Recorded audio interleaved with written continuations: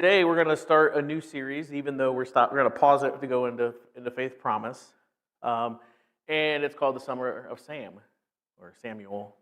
I don't know anybody think we're talking about a killer or something, but anyway, it does come from that. Now, I grew up under an avid baseball fan. People talk to me like, "Who was your favorite basketball team growing up?" And I would say, "I don't know. We didn't watch basketball." "Who was your favorite football team?" Well, to be honest with you, my dad was a Nazarene pastor the first 10 years of my life, and we were under strict rules to not watch TV on Sunday, so I never watched football. I was a Cleveland Browns fan, and so it's probably good that I didn't watch football, because that wasn't, I don't know if you'd call it that they were playing. But my dad bred me and my brother and just kind of grew up loving baseball. We loved baseball. My dad, though, he grew up loving the Big Red Machine of Cincinnati. Now, the Cincinnati Reds of the 70s are considered some of the best teams in Major League history, and I got a first-hand account from my dad talking about how great they were. I heard all about Johnny Bench and Joe Morgan, Tony Perez, Ken Griffey Sr., and so on, so many different players. And my dad loved the Reds. They were a great team. They were a great dynasty through the 70s. And really for him and other people, I believe, in that generation that kind of maybe because he lived in Ohio, but there's just that stirs something beyond just sports for them when they watch the Big Red Machine. There was some pride in there. They had something invested in there. And they just really got caught up in the fun and the joy of a team like the Reds. But talk to any fan of the Reds about that time or there, and it's always some sadness. It's beyond disappointment. It's almost like kind of a painful sorrow when people talk about the Reds, because of the person known as both Charlie Hustle and the Hit King, Peter Edward Rose, or simply Pete Rose. Now, Pete Rose was so likable for so many different reasons. He was a hard worker. He ran every play out. He never took time off. You know, there's a story about him knocking a guy unconscious in an all-star game because he ran over him at home plate. I think the guy might have never played again. He played through injuries. He always dove head first with kind of reckless abandon. He earned that nickname, Charlie Hustle. And the thing was that he was very relatable to a lot of fans that watched him at the time, because if you looked at him, he didn't have a ton of skill. He wasn't your picture athlete. He wasn't the person that you would pick to be the Hit King of baseball, because he just looked like an average Joe, but he worked harder than everyone. He wasn't faster than anybody. He wasn't very tall. He wasn't very strong. He didn't look like much, but he hustled and he worked hard. Now, by the time he left baseball, Pete Rose had accumulated 4,256 hits, a major league record to this day that most likely will never be broken. Now, you know, as soon as we say that, someone will come along and break it. But that's one of those records where people aren't even coming close to right now, and there's a good chance it won't be broken. He also holds records for most games played, most games won, most career at-bats, most singles, and on and on. You could write a whole list of awards that he has the most of ever. Pete Rose was a guy almost everybody rooted for, at least respected if you weren't a fan of the Reds, because he just represented what hard work and determination could do above even natural skill. But as many of you know, Pete had a gambling problem. And this once shoo-in for the Hall of Fame received a lifetime ban from baseball and from the Baseball Hall of Fame in 1989. Now, whether you think Pete got what he deserved or you think he got kind of the raw end of the deal, you could title Pete's life, "How the Mighty Have Fallen." You really could. The change in the direction of his life, once filled with promise of lifetime, of accolades, shifted to disgrace and not much hope for a future, filled with much fanfare because of this disgrace to his name. Not only had the mighty fallen, but for Pete, there didn't appear a way back up to where he was. Now, in the Bible, in 2 Samuel, the first chapter, you're welcome to turn there if you have your Bible with you, or tap there if you have an app. It's a Bible app. It will be on the screen. But when you get into 2 Samuel chapter 1, we're not going to read the whole chapter, but just to kind of summarize, we read this reflections on a similar life trajectory. Here, King David writes a song or a poem to commemorate the passing of King Saul. And this phrase, "how the mighty have fallen," is used multiple times again and again at the grief and the sorrow of King David, with the end of hope for King Saul to ever be what he once was.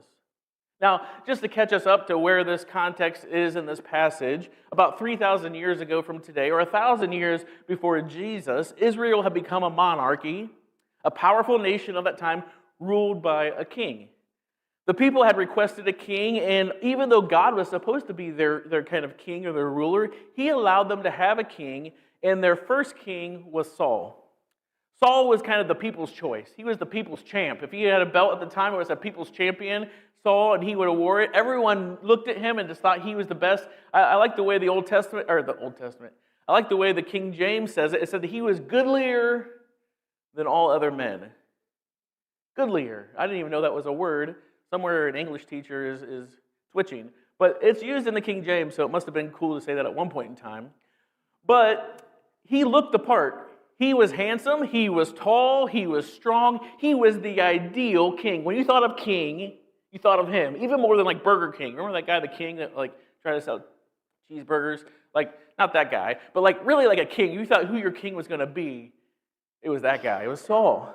Now, eventually many of us know and remember that King Saul disobeys God. And when it came time to destroy a sinful nation known as the Amalekites, he didn't do what he's supposed to. And you can read all about that. We're not going to get too deep into that. And because of that, he disqualified himself from leading God's people. So it wasn't like God just got tired of him or just thought like, he's getting kind of stale. He disqualified himself through disobedience to God. God sends his prophet Samuel to go and anoint his choice for king. And this was Jesse's youngest son, David. Saul knew David, and even though they had been friends, Saul becomes angry at David's anointing, and he decides to try and kill him. And so this causes David to run away and hide, and he's running in caves, and he's hiding in all kinds of different places for about 10 years, basically, after he's anointed. And you can read all about that in 1 Samuel, and as well as 1 Corinthians. You can go and read all about that. But finally, Saul, in a battle with his sons, is killed, which is how 1 Samuel ends. Saul is killed, King Saul is killed. And that brings us to 2 Samuel chapter 1. A messenger comes to David and delivers the news. Saul is dead. We're going to begin reading David's reaction in verse 17 of chapter 1. And here's what we read. Then David composed a funeral song for Saul and Jonathan, Saul's son, and he commanded that it be taught to the people of Judah. It is known as the Song of the Bow and is recorded in the book of Jashar. Your pride and joy, O Israel, lies dead on the hills. Oh, how the mighty heroes have fallen. Don't announce the news in Gath. Don't proclaim it in the streets of Ashkelon, or the daughters of the Philistines will rejoice and the pagans will laugh and triumph. O mountains of Gilboa, let there be no dew or rain upon you, nor fruitful fields producing offerings of grain. For there the shield of the mighty heroes was defiled. The shield of Saul will no longer be anointed with oil. The bow of Jonathan was powerful, and the sword of Saul did its mighty work. They shed the blood of their enemies and pierced the bodies of the mighty heroes. How beloved and gracious were Saul and Jonathan. They were together in life and in death. They were swifter than eagles, stronger than lions. O women of Israel, weep for Saul, for he dressed you in luxurious scarlet clothing and garments decorated with gold. Oh, how the mighty heroes have fallen in battle.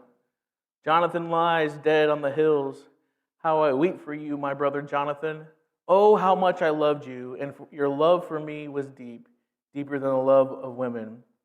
Oh, how the mighty heroes have fallen, stripped of their weapons. They lie dead. I didn't read that with much drama or flair, but you can just hear in those words the anguish and the sorrow that comes out of that. David doesn't dance on the grave of Saul, even though Saul had tried to kill him for the better part of 10 years. He didn't jump for joy that the man who hunted him had died. He didn't sing hallelujah to God for opening the door. Instead, he took the time to acknowledge and live in a pained sorrow for everyone's ideal king. Because not just a king had died, an ideal had died. He says, your pride and your joy lies dead in the hills, O Israel. That person that you had demanded, the person that you had kind of pinned your hopes on, that if we're going to make it as a country, if we're going to make it at all, if we're going to make it with a king, that king has to be Saul, the person representing you and who you identify with and relate to as a true Israelite lies dead. How the mighty have fallen. He says, don't celebrate it, mourn it. Don't tell our enemies all about it. Don't give them the chance to celebrate it. Something bigger than a person has died here. An idea, a dream has died. King Saul had disobeyed God, and rather than say, whoops, sorry, he complained about it. I'm sure that's not like anything you've ever seen, or whether you've had kids or were a kid once, or even as an adult, that something happened and someone caught you, and instead of just saying, like, you're right, I shouldn't have done that, we start doubling down on what we did and blaming other people. And he didn't just complain about what had happened. He began to blame David. I think Pete Rose really isn't that different than King Saul. He got caught betting. And rather than admit it, for years, he denied it. Rather than make things better, he made things worse. He blamed the commissioner. He blamed the guy that conducted the investigation and said, oh, it was all his fault. He blamed everyone else, and it was always this idea, or this picture of what someone was doing to him, not what he had done. He had every excuse why he did what he did, except that he said he didn't do it.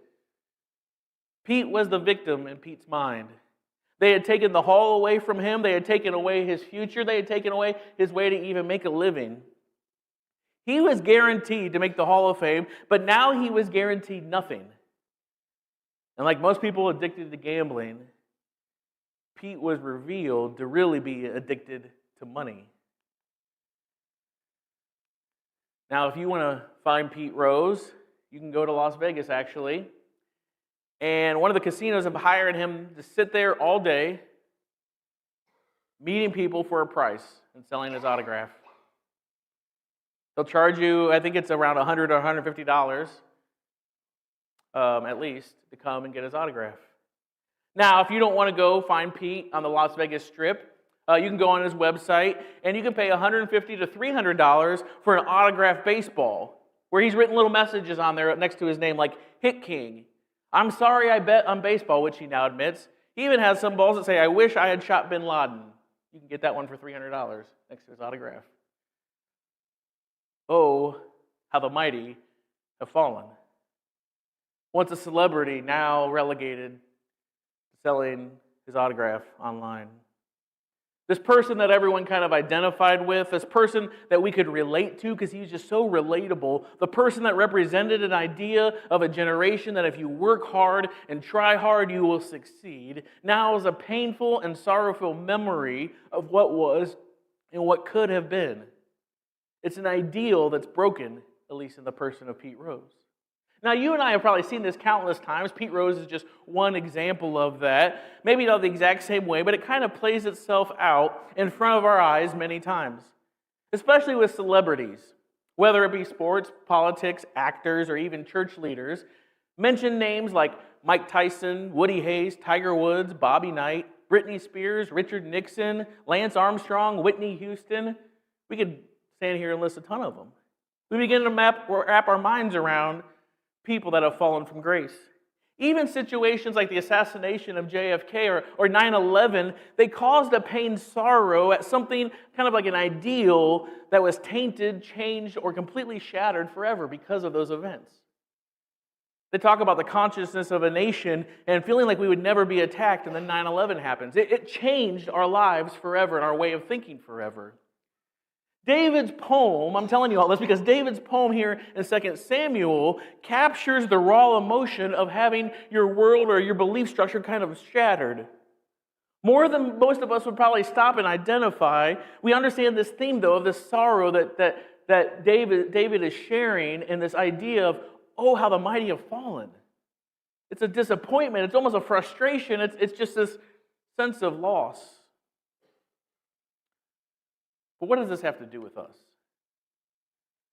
Is it just the history of a people of God from 3,000 years ago, removed from any experience? We don't have a king. We don't know what that's like. We can observe it through celebrities like Pete Rose, but what does that have to do with us?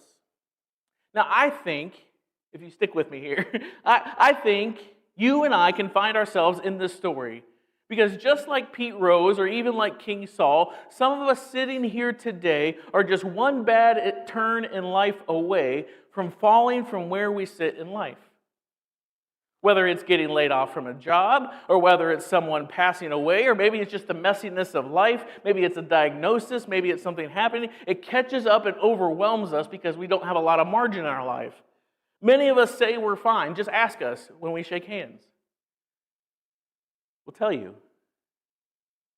Beneath the small talk, though, and behind the pictures we paint for everybody to see and put up for the world to kind of look at, sometimes we're a mess. Maybe even a disaster. Some of us say, well, not me, and maybe not yet, but throw a wrench in there, like have an audit from the IRS come.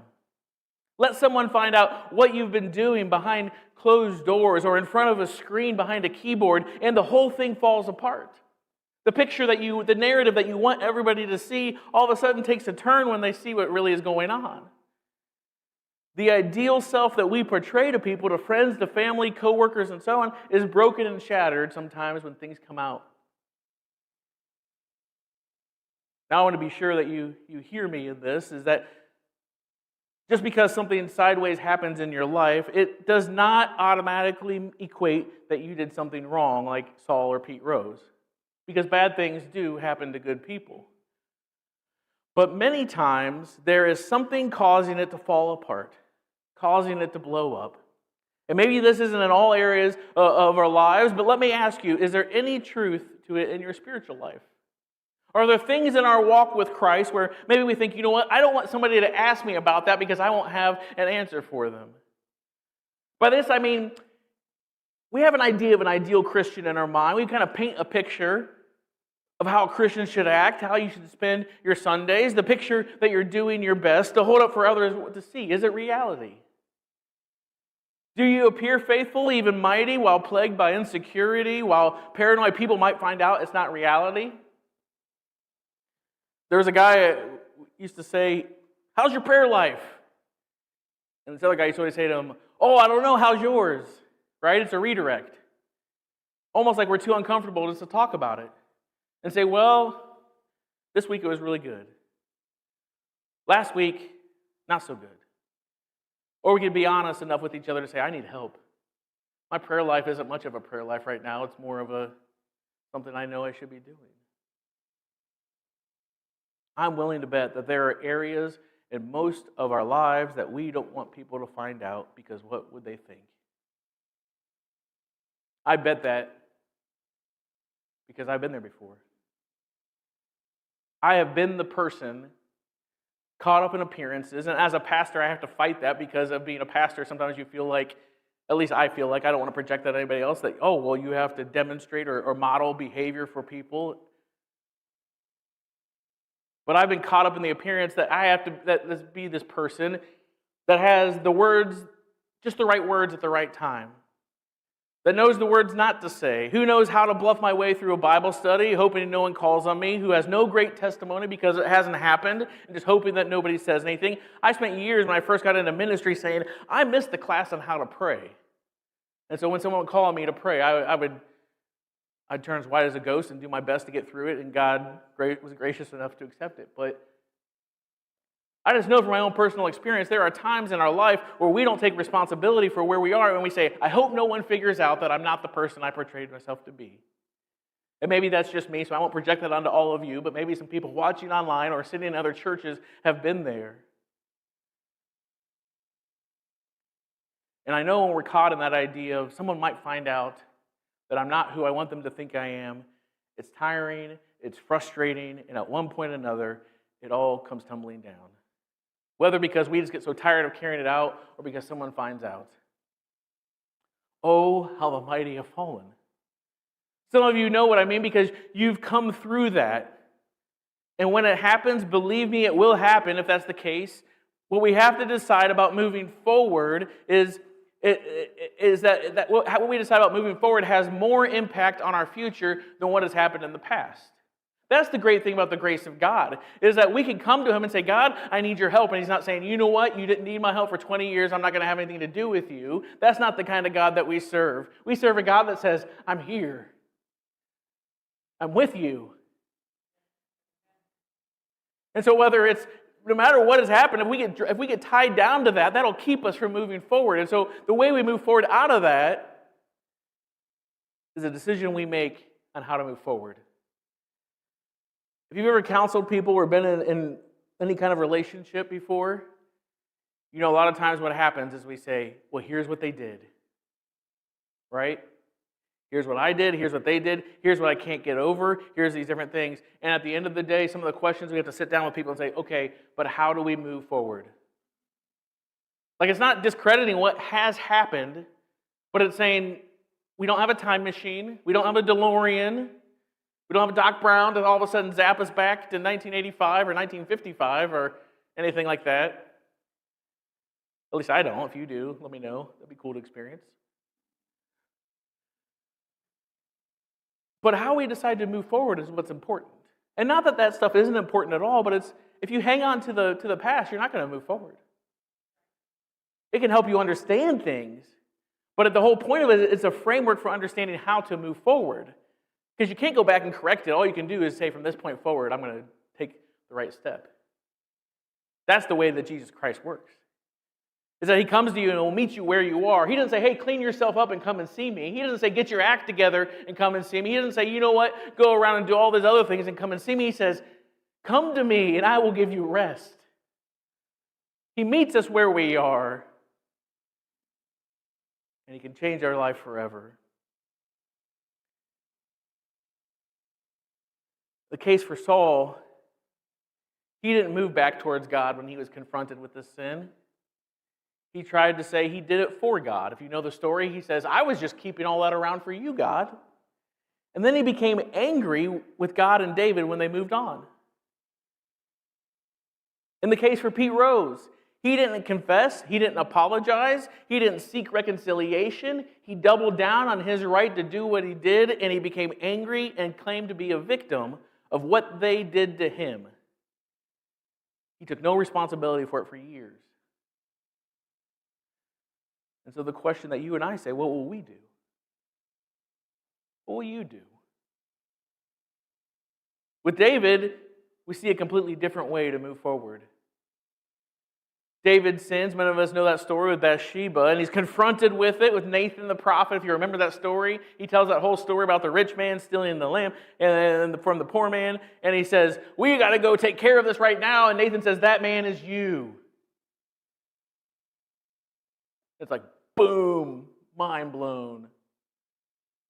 And David didn't get angry, and David didn't double down and say, well, these other people made me do it. She dressed in a way that tempted me. He didn't say any of that.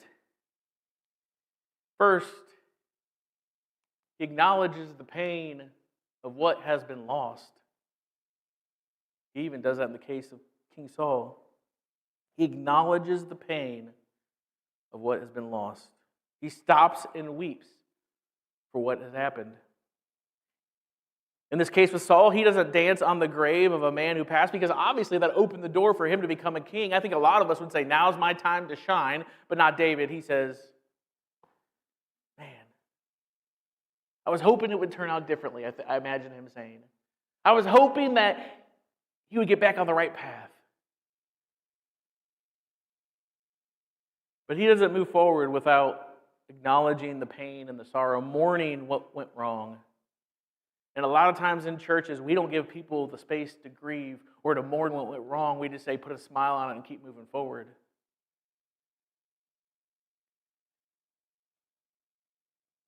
Right?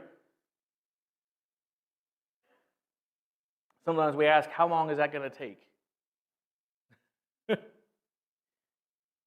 Most people know with grief, it's forever. It's just different. Sometimes, though, we get so caught up in moving forward and we don't want to sit in the uncomfortableness of it, so we try to move on. Now, we know the other side of it, where people just sit in it forever. They can never move kind of forward. They just stay like frozen in time, and so I'm not talking about that. But I'm also not talking about acting like nothing happened and just moving on.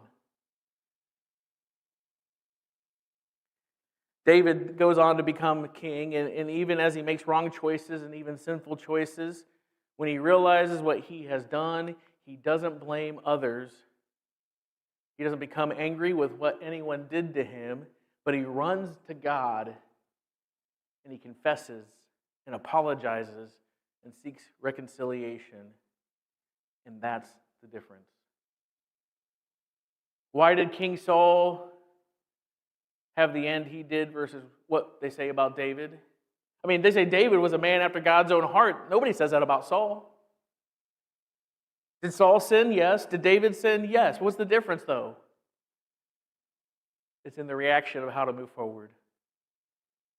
God created human beings connected to and in relationship with Him. That was the design, that we would be connected to and in relationship with Him. In the beginning, we read that in Genesis. We were created in His image. We were His image bearers. It was this mixture of spirit and soil. We were kind of mighty with this responsibility and a power, but then through disobedience, that relationship was broken. And that first disobedience, the first sin is called the what? The fall. How the mighty have fallen isn't just a story about Saul. It isn't a story about Pete Rose. It's a testament to us and our distance from what God created us for. You don't have to be the king of a nation like Saul or be the king of hits like Pete Rose to have your world come crashing down. But the decision you get to make, though, is now what? If you're caught up in putting on a front to be more than just who you are, let me challenge you to just give that to Jesus. I mean, it's going to cost you something. It's going to cost you your pride. You're going to have to give up control of what people think about you, or at least that appearance that you can control what they think about you. But give it to Jesus. There's no reason for you. You weren't meant to carry around an image to project to everybody. You were meant to be filled by Him and be made new by Him, not by hand slapping, but by the transforming power of the Holy Spirit. Let me invite you to stop and rest before it comes crashing down. I've seen too many walk away from the faith because it was never more than that. They were just putting on an appearance, hoping to check some boxes and get to heaven. But Jesus didn't come for check boxes. He came for changed lives, new life. He didn't come to make bad people good. He came to make dead people alive. And that's the power of Jesus Christ. So stop relying on your ability to live it out and begin to rely on God. That's the invitation. Take step one to know God more. And take step one to respond to what He reveals. How the mighty have fallen doesn't have to be the story of your life, even if it's a chapter in your life. Instead, let your story be found in Jesus Christ, the mighty one who has risen. That's the invitation.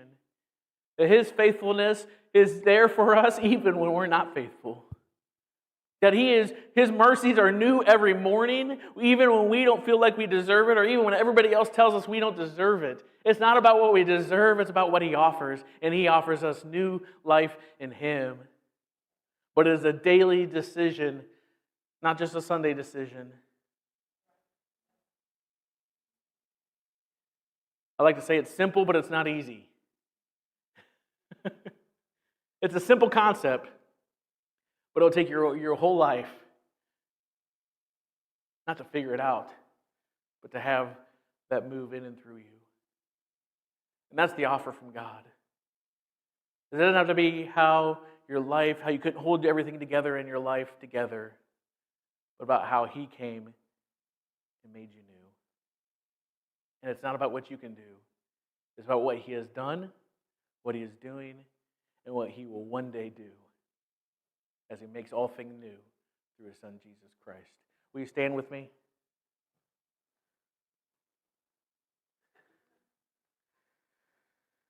As we close our eyes,